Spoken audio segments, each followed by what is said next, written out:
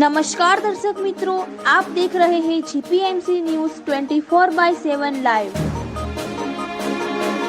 भव्य श्रीरामचरित मानस જ્ઞાનામૃતમ કથા મંગલ ગંગા તીર્થધામ આનંદપુરા કંપા મોડાસા ખાતે ધર્મધ્વજાનું ગુરુવર્યના હસ્તે પૂર્ણાહુતિ કાર્યક્રમ। શ્રીરામચરિત માનસ જ્ઞાનામૃતમ કથાનો ભવ્ય પ્રારંભ તારીખ 4/1/25 થી 10/1/25ના ભાગરૂપે કુળદેવી શ્રી ઉમિયા માતાની અસીમ કૃપાથી નિષ્કલંકી નારાયણ મહાપ્રભુજીના આશીર્વાદ સહ જગદગુરુ સતપંથાચાર્ય શ્રી જ્ઞાનેશ્વર દેવાચાર્યજી મહારાજની ઉપસ્થિતિમાં વ્યાસપીઠ પર બિરાજમાન સંગીતમય શૈલીમાં કથાકાર પૂજ્ય મહામંડલેશ્વર સ્વામી શ્રી જનાર્દન હરિજી મહારાજ સાથે સર્વે સંતો મહંતોના આશીર્વાદથી ભવ્યતાપૂર્ણ યોજાઈ ગયો, જેની પૂર્ણાવતી સ્વરૂપે આજરોજ સંત શ્રી નથુરામ બાપા સેવા આશ્રમ પાવનધામના ગાદીપતિ શ્રી પરમ પૂજ્ય સંત શ્રી ચંદુરામ બાપા વરદ હસ્તે ધર્મધ્વજા પૂર્ણાહુતિ કાર્યક્રમ કથાના યજમાન શ્રી પ્રવીણભાઈ નવીનભાઈ અરવિંદભાઈ પોકાર પરિવાર દ્વારા તેમજ આનંદપુરા કંપાના સર્વે ગ્રામજનો દ્વારા મંત્રોચ્ચાર સાથે ભવ્યતાપૂર્ણ સંપન્ન કરવામાં આવ્યો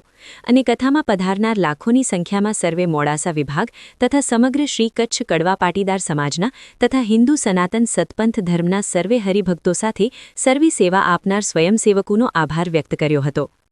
reporter Kanubhai ji Patel, Modasa, Anandpura, GPMC news 24/7 live. बोलो श्री रामचंद्र भगवान की जय। पवन सूत्र हनुमान की जय। आनंद मुखी हनुमान की जय। उमिया की जय। बोलो सदगुरु देव की जय। आनंदपुरा मुकामे रामचरित मानसनो જે સત્તા અને જનાર્દન હરિજને મહારાજ વતી જે કંઈ આ કથાનું આયોજન કરવામાં આવ્યું, વ્યાસપીઠ ઉપર જનાર્દન હરિજી મહારાજ બેઠા હતા અને આ મગન બાપાનો પોકાર પરિવારે આ સમગ્ર આયોજન કરીને અને એમાં ગામના બધા જ ભેગા થઈને આજુબાજુના ટૂંકમાં આ જે કંઈ મોડાસાના બધા જ વિસ્તારના સ્વયંસેવકોએ એકબીજામાં ખભે ખભા મિલાવીને જે દૂધમાં સાકર ભરીને આ પ્રસંગને એક ઉજ્જવલ બનાવ્યો છે